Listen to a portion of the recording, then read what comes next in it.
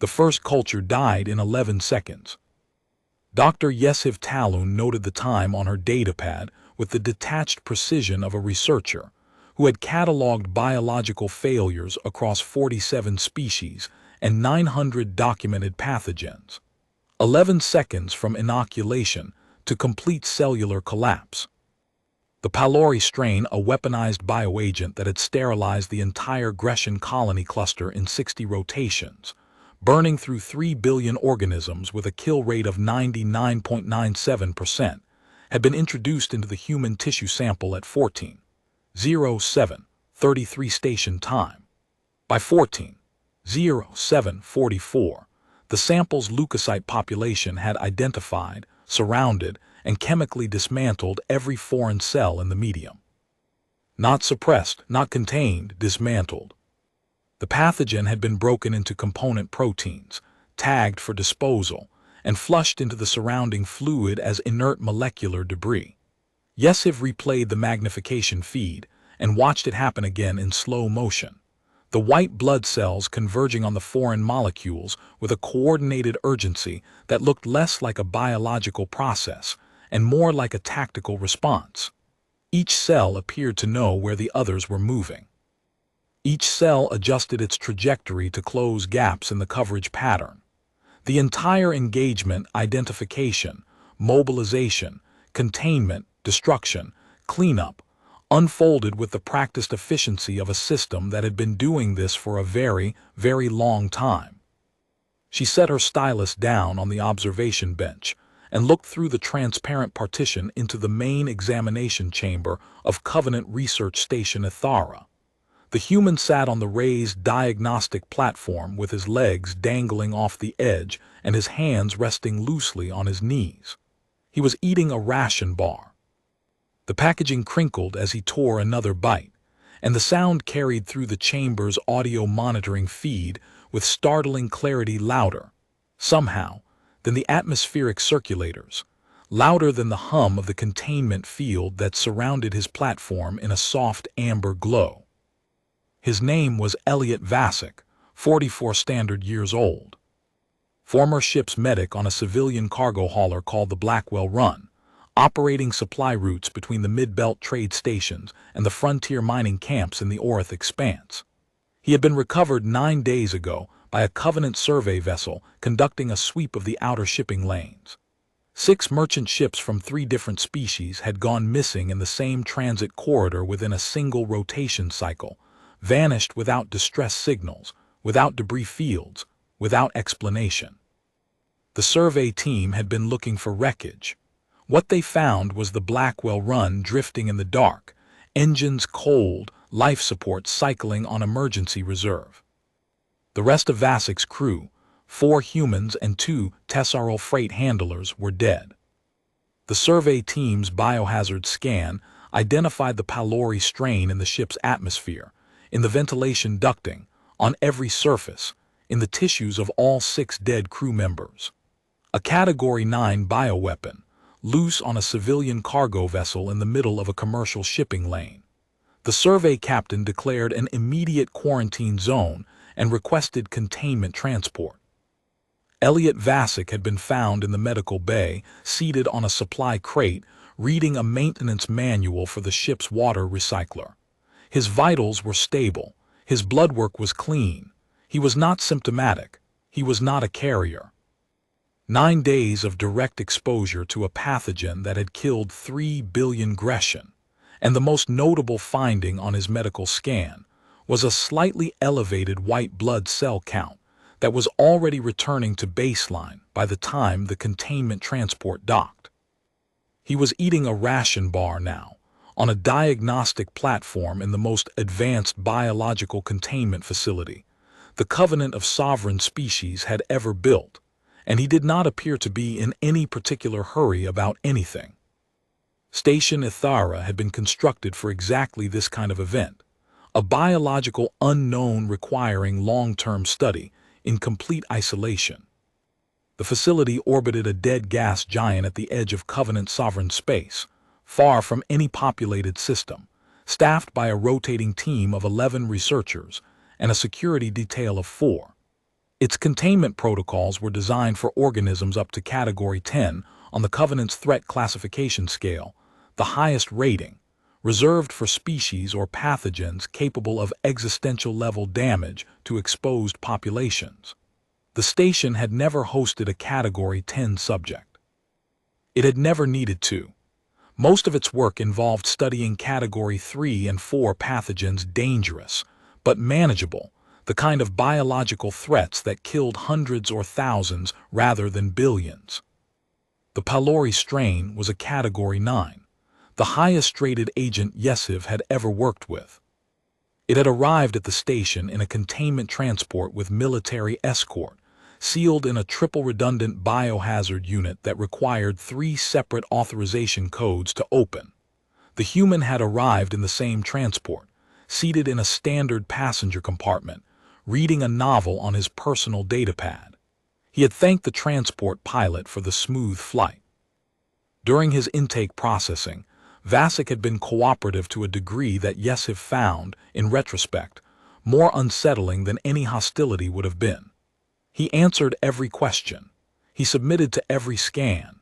He provided blood, tissue, and fluid samples without hesitation, rolling up his sleeve and extending his arm with the practiced ease of someone who had given blood many times before. When the intake officer asked him to describe his symptoms during and after the pylori exposure, he had thought about it for a moment and said, "Felt a little rough for a day or two, achy, ran a mild fever, after that fine." A little rough, a mild fever, the pylori strain. Yesiv had requested a full immunological workup on his intake samples, expecting to find evidence of pharmaceutical intervention, some drug the humans had developed, some engineered compound that explained his survival. The workup found nothing. No synthetic compounds, no engineered antibodies. No trace of any medical intervention, beyond a standard vaccination schedule that his records indicated he had received as a child on Earth, decades before any contact with alien biology. His body had fought the pylori strain alone, with nothing but the immune system he had been born with, and it had won so decisively that the only evidence the encounter had ever occurred was a slight elevation in his white blood cell count and his own memory of feeling achy. The intake officer, a young Tessaral named Verath who had been assigned to Ithara for 2 rotations and had processed 47 subjects in that time, none of them human, had included a personal annotation in the intake file. It was not standard practice, but Yesiv did not reprimand him for it. The annotation read, "Subject appears genuinely unconcerned about his biological status." When informed that he would be held in quarantine containment for an indefinite period pending research, he asked 3 questions: whether the facility had a library, whether the food would improve from the ration bars he had been eating for 9 days, and whether he could have a blanket because he runs cold at night. He did not ask about legal representation. He did not ask about release timelines. He did not ask about the pathogen that killed his crew. His heart rate during the entire intake conversation was 68 beats per minute. I have processed Tessaral combat veterans with higher resting rates. Yesiv had read that annotation 7 times. Each reading made it worse. Yesiv opened the research log she had been compiling since Vasek's arrival and began a new entry. The log had grown from a standard intake assessment, 4 template-driven pages, routine, into something she did not have a classification framework for. She had titled it Anomalous Biological Response, Human Subject EV1, and the word anomalous was becoming increasingly inadequate with each new data point. She wrote, Culture Exposure Trial 1 Pylori Strain Category 9 Bioweapon, Lethality Rating 99.97% across all tested carbon-based species. Introduced to sample EV1A epithelial tissue, human subject. Pathogen neutralization, complete. Time to neutralization, 11 standard seconds. Mechanism, endogenous leukocyte response. No external intervention, no pharmaceutical support, no genetic modification detected. Note, The pylori strain's molecular profile does not appear in any human medical database we have accessed. The subject's immune system has never encountered this pathogen before. It identified it as hostile, classified its molecular structure, and destroyed it completely in the time it takes to note a timestamp. She closed the entry. Through the partition, Vasek finished his ration bar, folded the wrapper into a neat square, and set it beside him. He looked up at the observation gallery and raised his eyebrows slightly, the expression her cultural database identified as a human query gesture. What now? What now, indeed?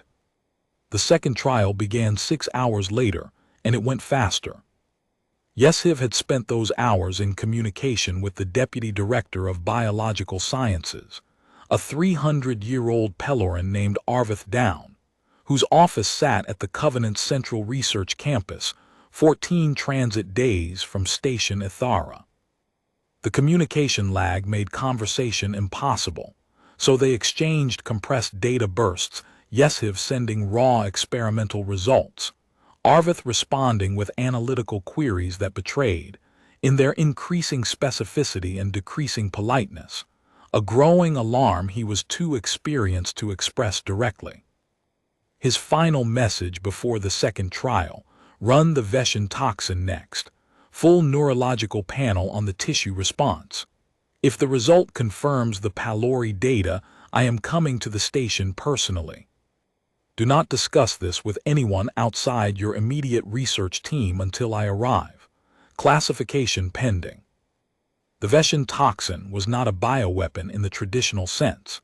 It was a naturally occurring compound from the coral reefs of the deep methane seas on Korath, a neurotoxic protein that dissolved synaptic junctions between nerve cells, turning the victim's own nervous system into a cascading chain of short circuits.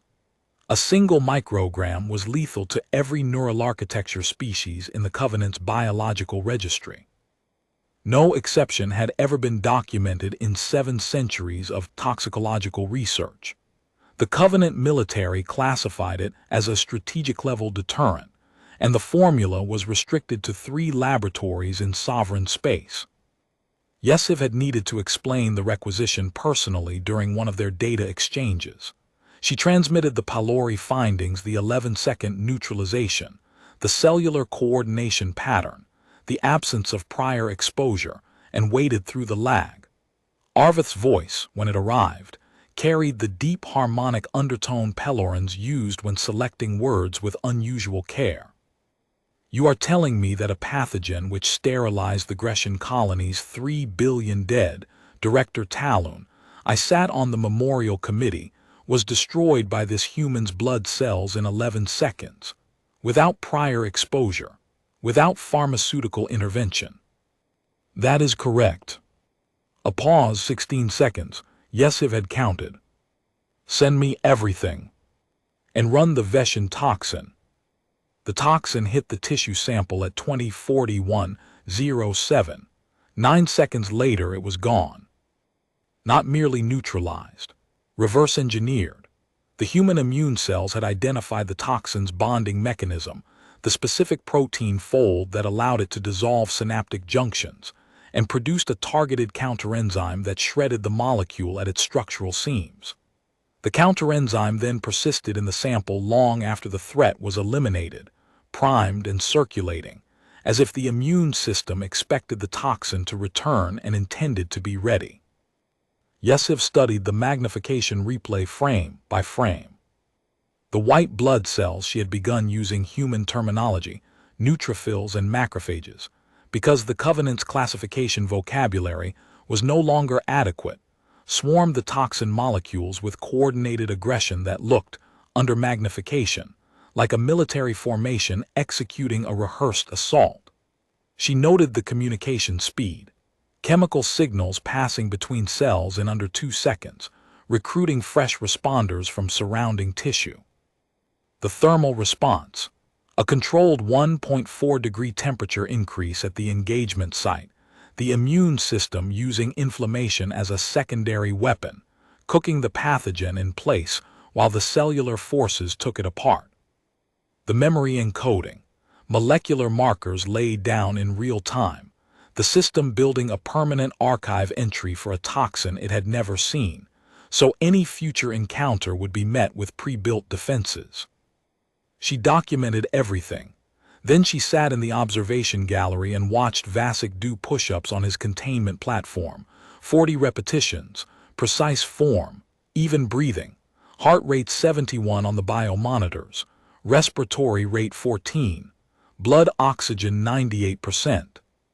The same body that had just, in absentia, dismantled a neurotoxin capable of killing every person aboard this research station.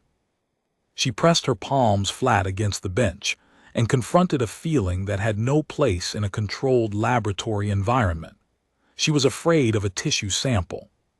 There was no professional vocabulary for that. She noted it anyway. The third trial was not on her original protocol schedule. It was an improvisation, born from a question that surfaced while she was documenting the Veshan results and that she could not let go of. The human immune system had destroyed 2 novel pathogens agents from biospheres it had never contacted in 11 and 9 seconds respectively. Both responses had included memory encoding, the system building molecular archives of the pathogens it had defeated. Yeshiv wanted to know what those archives were worth. She wanted to know how fast the response would be the second time. She took a fresh tissue sample from the stored collection sample EV1C, blood, and reintroduced the pylori strain. The same pathogen. The same concentration. The same delivery method. The only variable was time. This sample had been drawn after the first pylori trial, which meant the immune cells in the blood had already been exposed to the strain's molecular signature once, during the original engagement, and had encoded it. The pylori strain hit the blood sample at 03:17:44. 2 seconds later, it was gone. 2 seconds. The immune cells had not needed to identify the pathogen. They had not needed to analyze its structure or develop a response strategy. The molecular archives built during the first exposure, 11 seconds of engagement, followed by permanent memory encoding, had primed the entire immune population with pre-built antibodies and attack protocols specific to the pylori strain. The cells recognized it on contact and destroyed it with the speed of a system executing a rehearsed operation. From 11 seconds to 2, an 82% improvement in response time after a single exposure. Yeshiv ran the same re-exposure protocol with the Veshan toxin. First exposure, 9 seconds. Second exposure, 1.7 seconds. The counterenzyme that the immune system had manufactured during the initial trial was still present in the tissue, still circulating, still primed. When the toxin reappeared, the enzyme shredded it before the cellular response even fully mobilized. She sat with the data and considered what it meant at scale. A human being walking through the galaxy, encountering pathogens from dozens of different biospheres, would accumulate an immune archive that grew more comprehensive and more lethal with every exposure. Each new pathogen would be met, defeated, cataloged, and added to the permanent arsenal. Over a lifetime, the human immune system would build a molecular library of defeated threats that spanned multiple biospheres, multiple biochemical paradigms, multiple evolutionary lineages, and every entry in that library would be accessible in under 2 seconds on re-encounter. A human who had traveled widely would be, in a very real biological sense, a walking database of solved extinction events. She documented the results and added a note to the research log that she suspected she would regret writing, but that scientific honesty demanded. The human immune system does not merely respond to threats. It learns from them, permanently, and it learns fast. A single exposure to any pathogen, including strategic-grade bioweapons, never before encountered, produces lifetime immunity with response times under 2 seconds on re-exposure. This is not adaptive immunity in the sense the Covenant's biology understands the term. This is something closer to a self-improving weapons platform that uses each engagement as training data. She closed the log and checked the time. She had been working for 19 hours without a break. Through the partition, Vasek was asleep on the diagnostic platform, lying on his back with one arm folded behind his head, breathing slowly and evenly. The biomonitors showed a resting heart rate of 64. His body temperature was 36.7 degrees. His white blood cell count was at baseline. While he slept, his immune system was maintaining persistent molecular armories against every pathogen it had ever encountered, patrolling every tissue boundary in his body, and running a continuous low-grade surveillance operation that had been uninterrupted since before he was born. It would continue until the day he died. It would never pause. It would never stand down. It would never stop learning.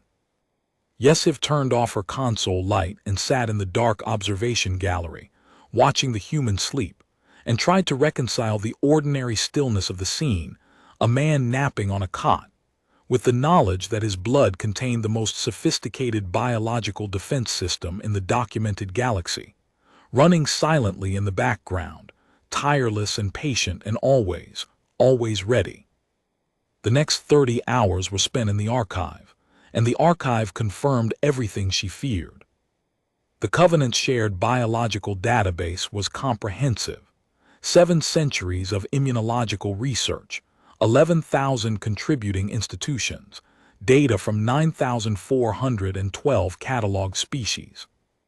Yesiv ran comparative analyses across every parameter her instruments could measure: response latency, pathogen recognition breadth, cellular deployment speed, adaptive encoding rate, thermal defense deployment, chemical diversity of immune mediators, persistence of acquired defenses, and multi-vector simultaneous response capacity.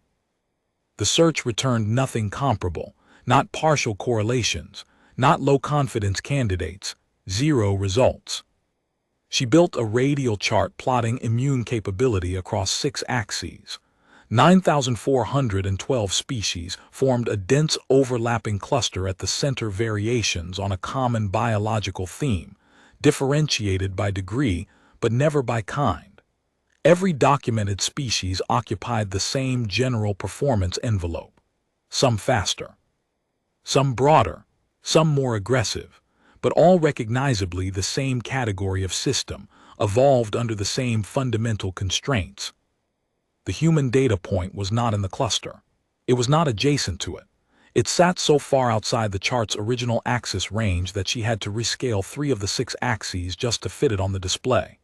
When she did, the human point occupied empty space, no neighbors, no near misses, no gradual transition from the cluster to the outlier. Just a gap, a void between what every other species in the galaxy could do and what human biology did as a matter of routine. She cataloged the specifics methodically, building a comparative assessment that she would later describe to Arvith as the most disturbing document she had ever produced. The Peloran immune system, Arvith's own species, the longest-lived organisms in the Covenant at nearly 500 standard years, operated on a slow, methodical adaptive model. When a Peloran encountered a new pathogen, its immune system began a careful, multi-stage analysis, identification of the foreign body's molecular structure, followed by a period of hours, sometimes a full day, during which the system designed a tailored antibody, tested it internally, refined it, and then began gradual deployment throughout the body. It was elegant. It was precise. It was the immunological equivalent of a master craftsman building a custom tool for each individual job. And it was fatally slow against anything that moved faster than the analysis cycle. A Peloran exposed to the pylori strain would take 8 to 12 hours to complete the design phase of its immune response. The strain killed in 4. The tessural system was aggressive but narrow, exquisitely optimized for the pathogens of their homeworld's competitive biosphere, capable of mounting devastating responses against known threats, but functionally blind to anything from outside its evolutionary experience. A tessarol encountering a novel pathogen had no more biological defense than a newborn organism. Their immune cells would not even recognize the threat. As a threat, the pathogen would move through them like water through an open gate. The Grecian system had been broadly reactive but structurally fragile. When the pylori strain targeted the immune cells themselves, the defense collapsed in hours, and 3 billion organisms followed. The human system combined every one of these strengths and had none of the corresponding weaknesses. Speed that made pelorin analysis look geological. Breadth that made tessarol specialization look like a design flaw. And resilience under direct attack that the Grecian had never possessed. When a pathogen came for the immune infrastructure itself, the human system treated the assault on its own cells as the highest priority, defended itself first, and then turned on the remaining threats with full, undiminished capacity. Yesif stared at the chart and understood, with the particular cold clarity that arrives when data is too clean to argue with, that she was not studying a species with a good immune system. She was studying a species that occupied a fundamentally different biological category, one the Covenant had never needed to define because no one had imagined it was possible. Covenant military liaison Sorath Cade arrived at Station Ithara on the 6th day and brought the cocktail. He was tessarol tall, angular, skin the color of dried clay, eyes that tracked movement with the rapid saccadic precision of an ambush predator species, formal military overcoat to his ankles, faint chemical smell of pheromone suppressant, a briefcase containing 9 vials of classified bioagents that Yeshiv was not cleared to identify. He walked into her laboratory, set the briefcase on her bench, and opened it without preamble. The escorts remained outside. Yeshiv noted that both carried sidearms standard for military liaison visits, but that their holster straps were unfastened. Ready draw position. For a visit to a research station studying a cooperative, unarmed civilian medic who had been reading botanical textbooks and doing push-ups in a containment chamber. Someone in the Covenant military chain of command had read her preliminary reports and drawn conclusions that went well beyond scientific curiosity. Run them all, Cade said, simultaneously, one cocktail. I want to see what breaks the response. Liaison Cade, the purpose of this research is to characterize the human immune capability, not to find its breaking point. Those are the same thing, Doctor. A capability without a known limit is not a capability. It is a variable. The Covenant does not tolerate biological variables. He gestured at the briefcase. Run them. 3 of the vials she recognized by containment markings, strategic-grade pathogens, each individually capable of depopulating a city-scale habitat. 2 bore the red-banded seal of the Biological Interdiction Program. Not pathogens, but engineered immune system disruptors. Synthetic molecules designed to attack biological defenses directly rather than organs. The subject is a living person under Covenant research protocols, Yeshiv said. Tissue samples, 5 types, epithelial, blood, neural, hepatic, pulmonary. 1 cocktail across all 5, document everything. She drew the samples from Vasek personally. He watched the procedures with the quiet attention of someone who understood every step, a field medic who had performed surgeries in cramped hauler bays, 8 transit days from the nearest hospital. His cooperation was complete and unhesitating. Arm extended for the blood draw, perfectly still for each biopsy, a small nod acknowledging each procedure. What are they testing this time? He asked as she swabbed his forearm. I cannot disclose the specific agents. That bad, huh? He watched the needle enter his vein with a mechanic's eye assessing angle, depth, the way the blood filled the tube. Your hands are shaking, Doctor. They were. Let me tell you something about human immune systems, Vasek said as she sealed the last collection tube. His voice shifted into the cadence of a teacher, someone accustomed to explaining hard medical realities to frightened crew members far from any hospital. What you're watching in those cultures isn't unusual, not by our standards. Every human child does this from birth. Our immune system exists in a permanent state of low-grade war. Bacteria, viruses, fungi, parasites our own planet tries to kill us every second of every day. The air we breathe, the water we drink, the food, the soil, the animals, the other humans. Our entire biosphere is a competitive killing field of organisms trying to use our bodies as fuel, and our immune system has been fighting that war for 300,000 years of unbroken evolutionary pressure. No ceasefires, no treaties, just 300,000 years of biological siege, and the fortress never stopped building higher walls. The cocktail trial confirmed everything and added details that tightened the knot in Yesiv's chest with each tissue type. Epithelial, 21 seconds.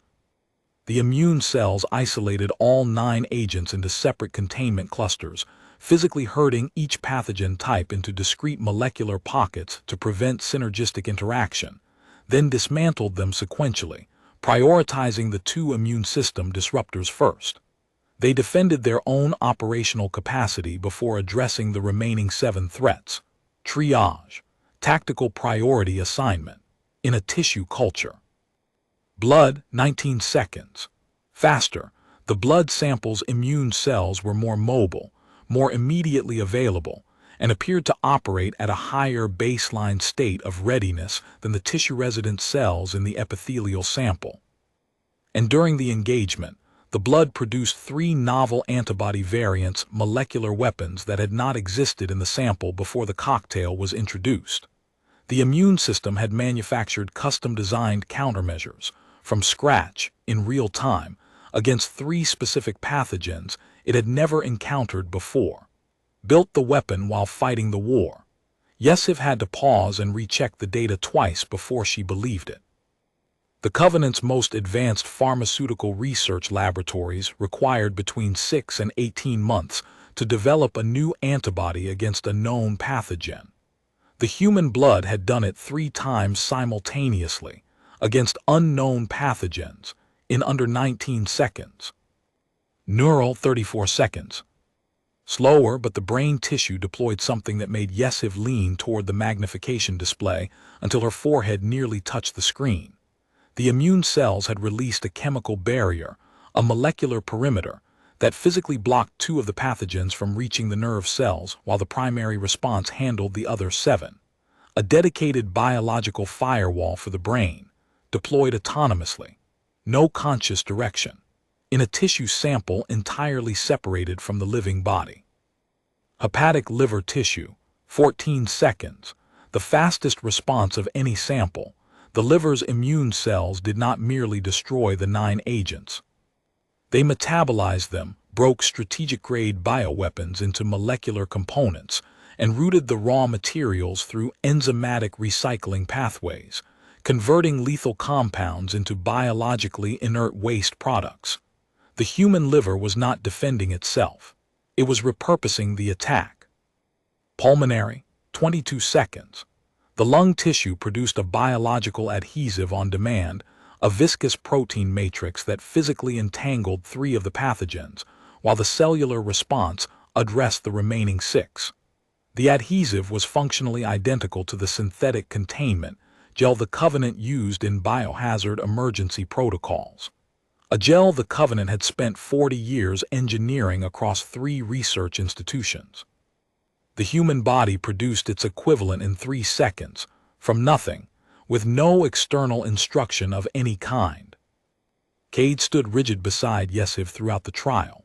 When the final readout confirmed complete neutralization across all 5 tissue types, his pheromone suppressant had visibly failed. The sharp, acrid edge of tessarol alarm chemicals filled the air between them. His saccadic eye movements had locked onto the liver time-lapse, immune cells swarming and metabolizing the cocktail in choreographed waves that looked, on the display, like footage of a military unit executing a rehearsed field operation. That was not a defense, Cade said quietly. That was a counterattack. Yesiv did not correct him. The word was accurate. Deputy Director Arvith Down arrived at Station Ithara on the 8th day, as promised. He brought 11 staff, 4 additional researchers, 2 data archivists, a Covenant legal observer, a military advisory physician, and 3 security personnel who stationed themselves at the containment chamber's exterior access points and did not speak to anyone. He reviewed Yeshiv's complete research log in the observation gallery, seated on the reinforced bench provided for his species mass. He read it twice. The second reading was slower, each data point cross-referenced against the Covenant's biological database, the same archive she had already searched, the same 9,000 species, the same 7 centuries of knowledge, the same result, nothing comparable. But some findings require verification from someone who wishes the data said something different, and Yeshiv understood that need.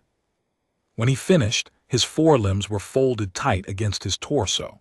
His secondary eyelids were fully closed, the Peloran gesture of cognitive overwhelm. In 20 years of working with Arvith Down, Yeshiv had never once seen him display it. How long has this species been spacefaring? Approximately 170 standard years. In that time, have they deployed this capability as a weapon? The question landed with weight she had not anticipated. She had not considered it, and the fact that a military application had not occurred to a researcher studying a biological system of this magnitude told her something about her own assumptions that she filed away for later self-examination. Not to my knowledge. Their medical records indicate they frame their immune capability as health maintenance, vaccination to train it, immunotherapy to restore it when it fails, public health infrastructure to reduce the load on it. The orientation is consistently support, never weaponization. Arvith opened his secondary eyelids. His gaze settled on the containment chamber below, where Vasek was reading on a borrowed datapad. The access log showed an introductory text on Covenant botanical classification, bookmarked at a section on medicinal flora. A medic studying alien plants that might help alien patients. They don't know, Arvith said. They genuinely do not understand what they are. He understands the basic mechanism. He explained it clearly during a sample collection, but he frames it as a given a baseline condition, the way we describe our capacity for atmospheric respiration. It does not occur to him that what his body does is extraordinary because every human body does it, and he has no frame of reference for a species that cannot. Show me the liver trial. She played the time lapse. 14 seconds. 9 simultaneous strategic-grade bioagents metabolized and repurposed. On the display, immune cells move through the cocktail like a precision demolition team, identifying molecular weak points, dismantling structures in sequence, clearing debris, routing salvageable materials into metabolic pathways. Arvith watched the playback 3 times without speaking. In the Grecian extinction, he said, the Pylori strain was deployed by an unknown hostile actor. The Covenant spent 11 years investigating, 400 billion resource units. We developed 17 countermeasures, none effective in field conditions. The strain was classified as an uncontainable strategic threat. Any species exposed in an uncontrolled environment was considered lost. That classification has stood for 43 years. It is the foundation of our current biodefense posture. Every quarantine protocol, every containment facility, every biodefense funding allocation in the Covenant is built on the assumption that the Pylori strain cannot be stopped by any biological system. He pointed at the display, where the time lapse was cycling through again. This man's blood destroyed it while he was asleep. The sentence sat in the gallery like a weight dropped from height. Nobody moved to qualify it or soften it or put it in any context. There was no context large enough.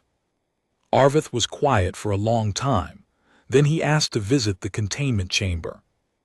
Yeshiv accompanied him through the sterilization airlock and stood by the partition wall while the deputy director, 300 years old, senior enough to have sat on the Gresham Memorial Committee, large enough that the examination chamber's diagnostic equipment had to be repositioned to accommodate his mass, lowered himself onto a reinforced bench across from Elliot Vasek's platform. Vasek set his datapad aside and looked at the Peloran with the patient, unhurried attention that Yeshiv had come to recognize as his default mode of engagement. Not deference, not assessment, just presence. The willingness to be wherever he was and give whoever was in front of him his full attention. "I'm Arvith Down," the deputy director said. "I oversee the Covenant's Biological Sciences Division." Elliot Vasek, ship's medic formerly of the Blackwell Run. He paused. "I'd shake your hand, but I'm not sure of the protocol with your species. I don't want to get it wrong." Arvith's secondary eyelids flickered, not overwhelmed this time, but something Yeshiv had never seen directed at a research subject. "Respect. You are not required to observe any protocol, Mr. Vasek. You are a guest of this facility, not a prisoner." "I appreciate that. It doesn't always feel that way from this side of the containment field." "The field is for our protection, not yours. Based on what Dr. Talon has shown me, I suspect you are the safest organism on this station." Vasek's expression shifted, a small contraction around the eyes, a slight tilt of the head, the look of a man hearing something he did not quite understand but was willing to sit with until he did. "I have a question," Arvith said. "It is not a scientific question, it is a personal one." "Ask it." "Your crew, the ones who died on the Blackwell Run. Your medical logs indicate you treated them throughout the exposure event. You attempted to save the Tessarol handlers first, then the other humans as the ship's systems failed. You documented each death with clinical precision, including the cause, the time, and what you could have done differently if the circumstances had allowed it. The last entry before you sealed yourself in the medical bay reads, 'I have done everything I know how to do, and it was not enough. I will survive this, and I will remember them.'" Vasek was very still. "I have read those logs," Arvith said.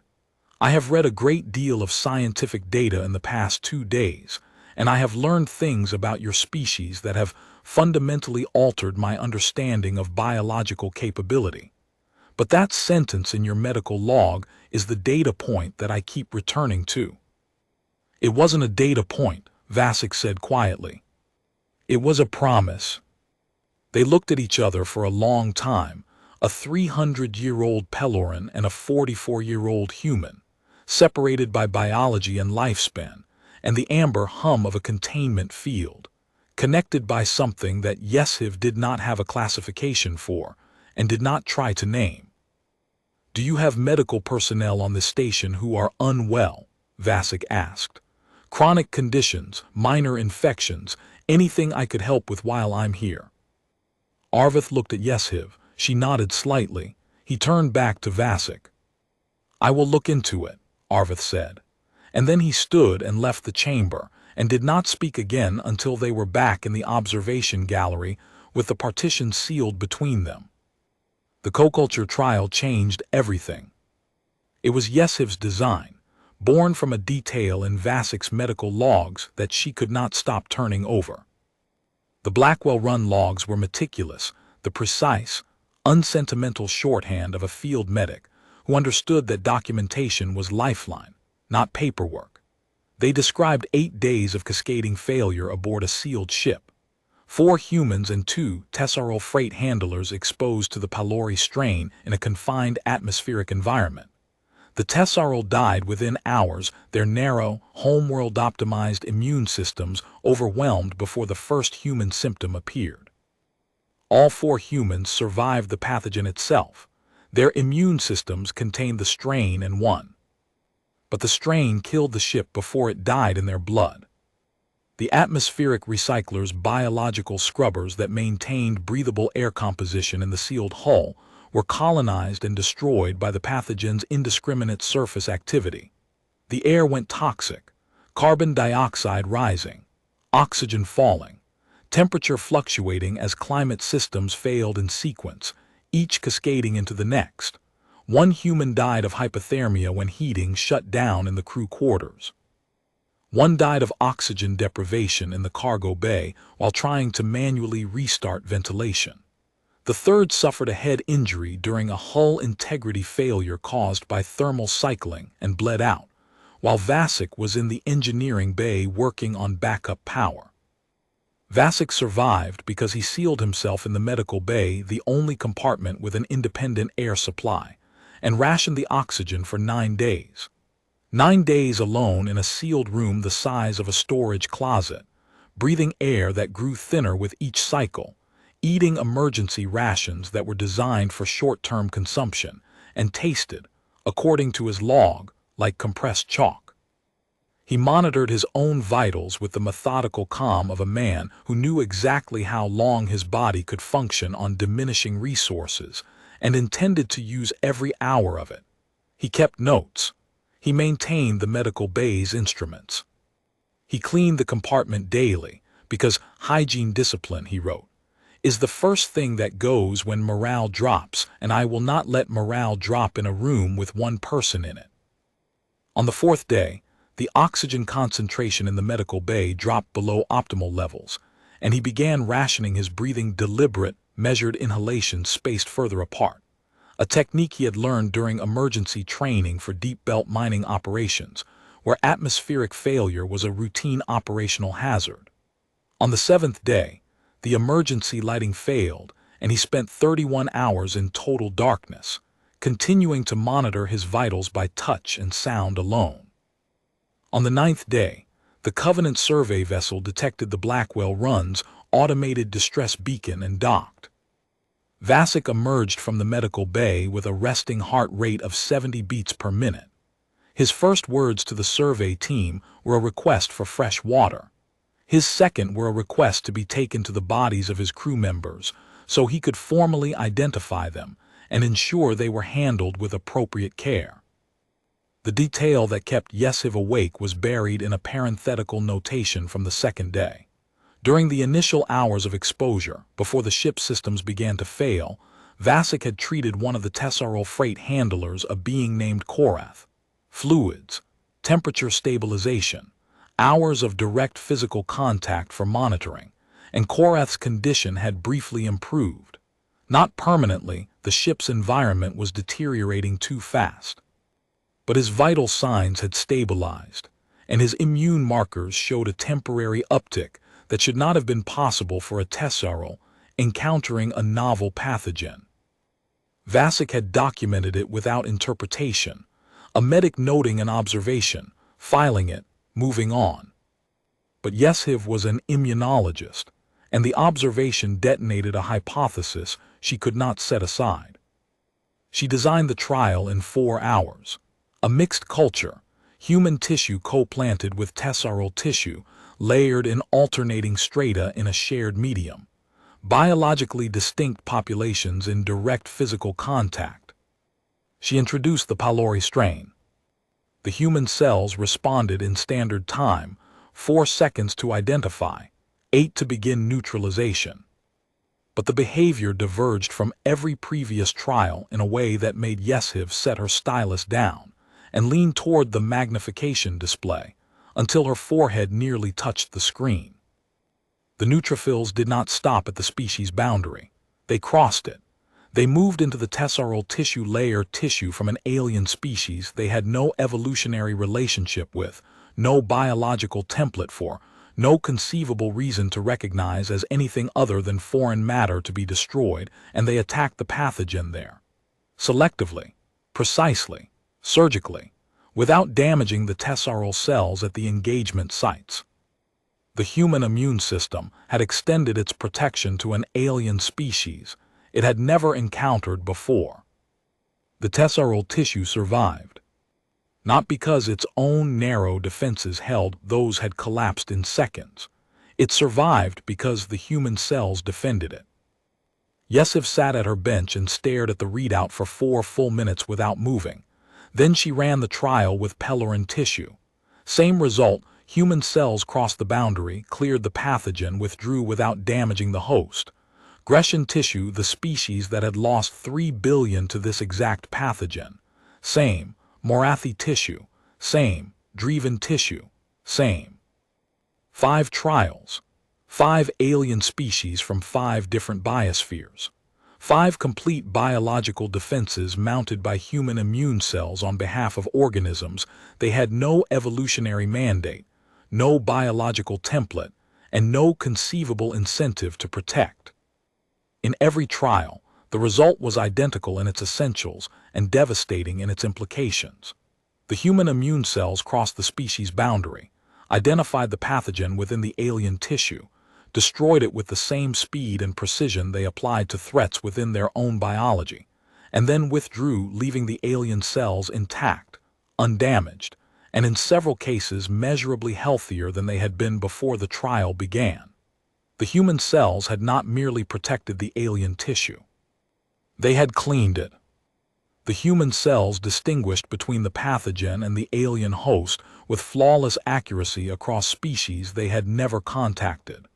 They did not attack the foreign tissue. They did not trigger rejection cascades. They did not treat the alien cells as invaders, which, by every principle of immunology Yeshiv had studied in 31 years of research, they categorically should have. Self versus non-self, the most fundamental binary in biological defense, the bedrock assumption governing every immune system in the Covenant's 9,000 species database. The human cells had overridden it. They encountered non-self tissue, identified it as host rather than threat, and extended protection to it as if it were part of their own body. She compiled the data. She called Arvith and Cade to the observation gallery. The 5 co-culture trials played side by side on the main display, human cells crossing into alien tissue, clearing pathogens, retreating, alien cells intact. The loops cycled in silence. Cade spoke first. How does it know? How does a single biological cell, no nervous system, no sensory apparatus, no cognitive architecture of any kind, identify an alien organism from a biosphere it has never contacted and decide to protect it? I do not have a mechanism, Yeshiv said. The recognition capability exceeds our models entirely. Our best hypothesis, and I stress that this is speculation, not supported data, is that human immune cells are responding to a biochemical signal that we have not yet identified, something universal to living tissue, regardless of species, a marker that says host rather than invader. If such a marker exists, it would mean that human immune cells are not choosing to protect alien tissue.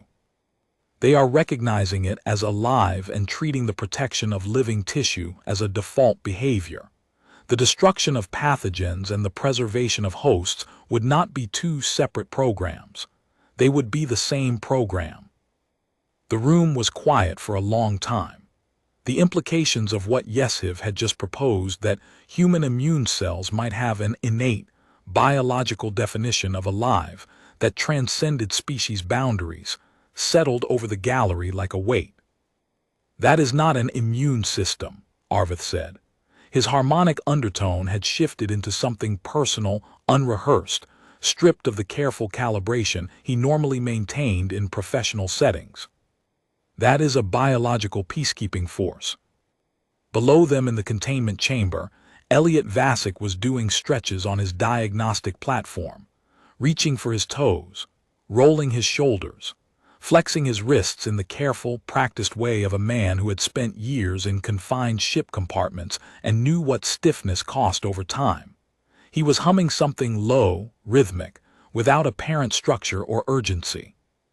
The sound drifted through the audio monitoring feeds, and it was the most ordinary sound Yeshiv had ever heard inside a biological containment facility. His body harbored a system that could neutralize any pathogen in the Covenant's database in under 35 seconds. That metabolized strategic-grade bioweapons into raw materials. That produced novel defense compounds on demand against threats it had never encountered. That maintained persistent molecular armories against every pathogen it had ever met. That recognized and defended alien biology across species boundaries without instruction, without request, without any apparent effort or cost. And it did all of this while its owner hummed a tune and stretched his hamstrings. She asked him about it on the 9th morning. No instruments, no collection kit, just her datapad and the question that had kept her awake for 2 nights. Vasek was sitting, cross-legged on the platform, with the borrowed datapad in his lap. The access log showed he had moved past botanical classification into a survey of Covenant medical practices.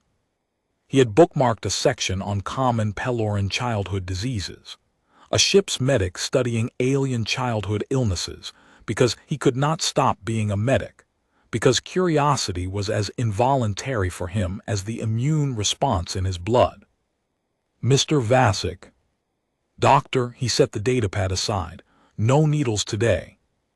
No needles, I have a question. Ask it. She sat on the edge of the platform beside him.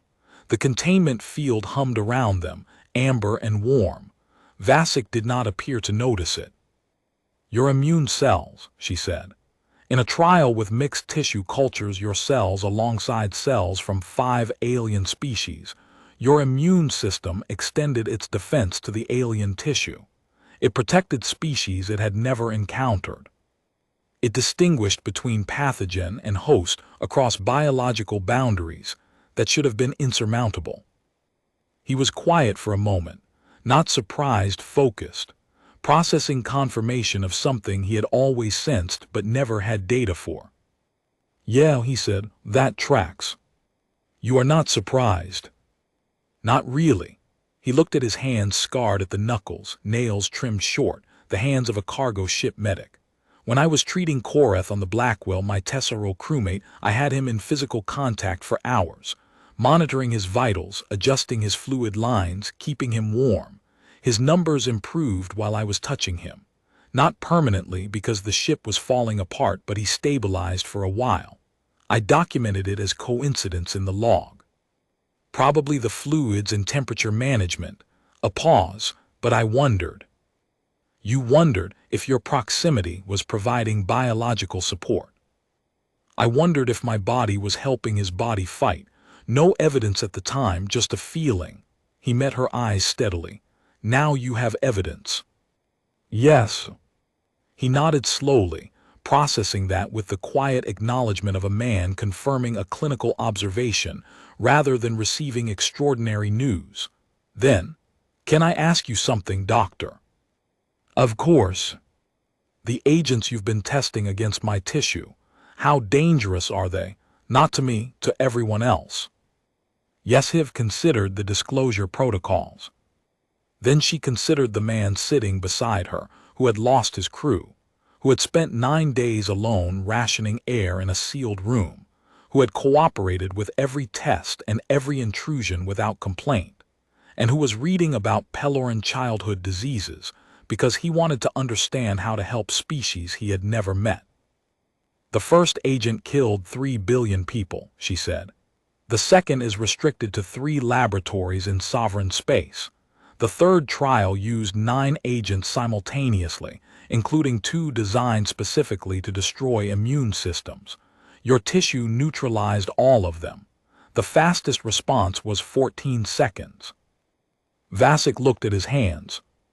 The hands of a cargo medic whose blood was, by any classification Yeshiv could construct, the most potent biological defense system in the known galaxy. 14 seconds, he said. Your liver tissue, it metabolized the bioweapons into raw materials. The corner of his mouth moved, not pride, not humor, something closer to bemused recognition, the expression of a man hearing extraordinary news about something he had always considered perfectly ordinary. My liver's been through a lot. I wasn't always a medic. Spent my 20s in the mining camps out in the belt. The drinking culture out there would genuinely alarm your toxicology department.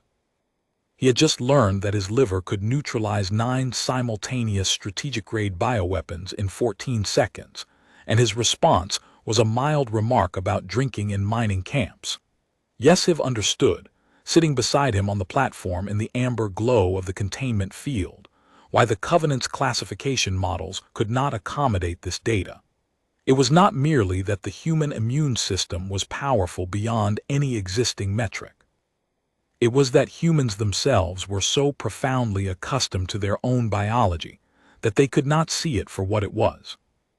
They had grown up on a planet that tried to kill them every day, and they had survived, and they had built civilizations and crossed into space, and at no point in 300,000 years of continuous evolutionary warfare had they stopped to consider that the system keeping them alive was the most extraordinary biological mechanism in the galaxy. They thought everyone could do this. They thought it was ordinary. They called it getting over a cold.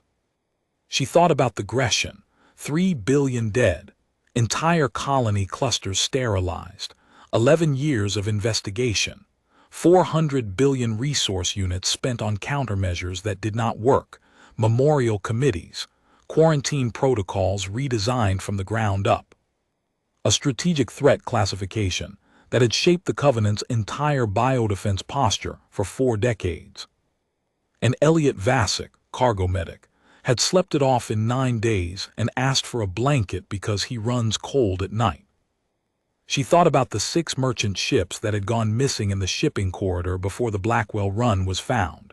6 ships, 3 species, no survivors, no explanation. The Pylori strain, loose in a commercial transit zone, drifting from hull to hull, killing everyone it touched. Everyone except the humans. If a human had been aboard any of those 6 ships, any human, any age, any occupation, the outcome might have been different. Not because the human would have fought the pathogen consciously.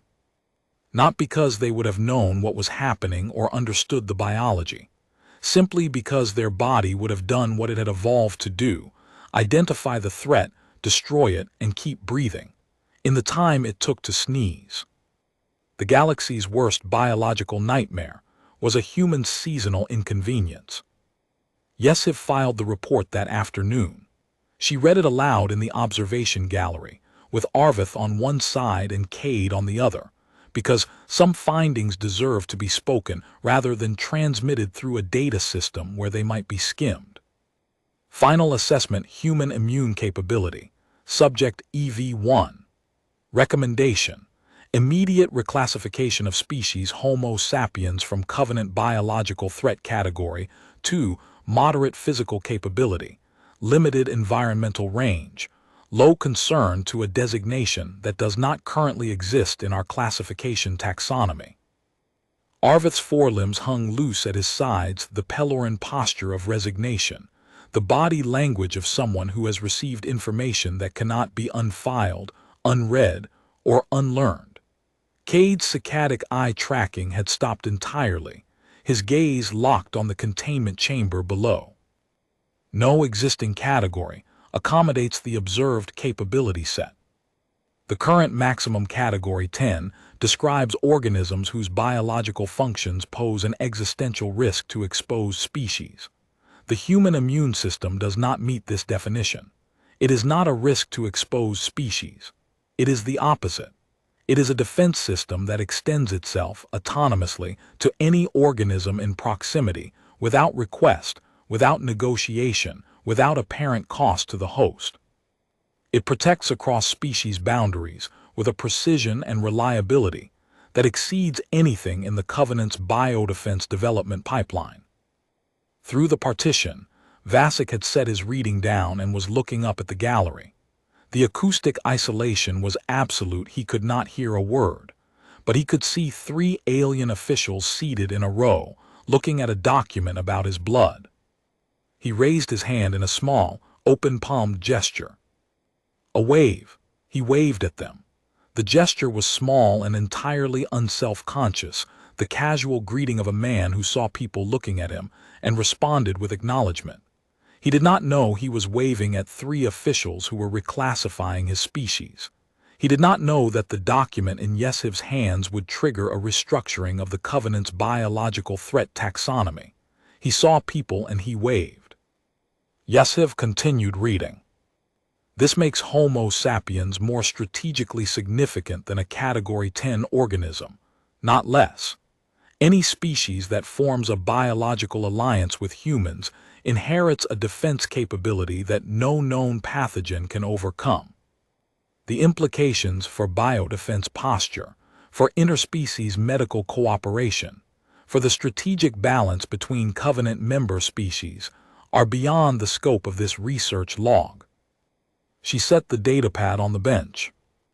Recommendation: the covenant of sovereign species must decide, immediately and at the highest governmental level, whether Homo sapiens is a biological partner to be pursued or a biological variable too consequential to leave unaddressed. Both options carry risks that this laboratory is not equipped to evaluate. She paused. Below, Vasek had returned to his datapad. The access log showed a new bookmark: common tesserral respiratory infections. I do not envy the committee that receives this file. Arvid stood slowly and walked to the observation partition. He stood looking down at the human for a long time. When he spoke, the harmonic undertone was gone from his voice, replaced by something flat, stripped of all resonance. The Pelloran vocal register that meant the speaker had moved past analytical distance into something closer to awe. He asked me something yesterday, Arvid said, when I visited the chamber to introduce myself. He asked if we had any medical personnel on the station who were ill, respiratory infections, joint inflammation, anything chronic. He said that if we were going to keep him here, he might as well make himself useful. Arvid turned from the partition. A human offered to treat our sick. He made the same request to me, Yesiv said, on the third day. He phrased it as a question whether there was anything he could do to contribute while he was here. He suggested inventory work, equipment maintenance, or medical assistance. He listed them in that order, as though treating patients were the least presumptuous offer he could make. With what qualifications would he treat our personnel?